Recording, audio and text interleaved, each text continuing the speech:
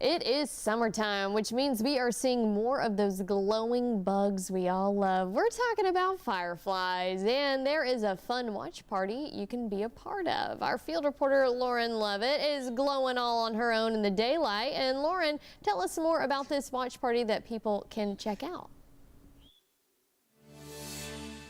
Yeah, Katie, there are 125 different species of fireflies here in the U.S., and you can see 3 to 4 of them here in Kodak. And joining me is Ranger Stephanie Mueller.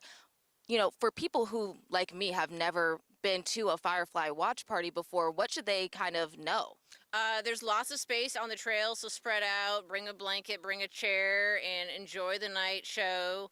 A lot of people don't realize that flashing is actually a chemical reaction that's happening in the abdomens of these beetles, and it's just fun to watch nature work its wonders, and it's the most efficient light source there is on Earth.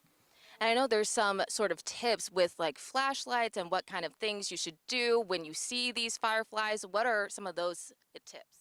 It's best to use, like, if you have to use a flashlight, use a red filter over it to kind of minimize the harshness of the light and keeps everyone's night vision, the best as possible. And it doesn't really interfere with the flashing of the fireflies communicating. Gotcha. And so with fireflies, I know that there's also some talks about, just concerns about them, maybe fewer being out. What kind of is that about?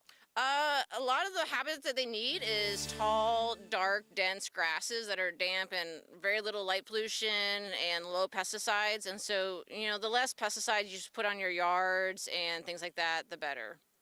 And so for people coming out here tonight, what all should they know before they come out? It's going to be a great night, hopefully. And if they can't make it tonight, we'll be offering more in the future later this month.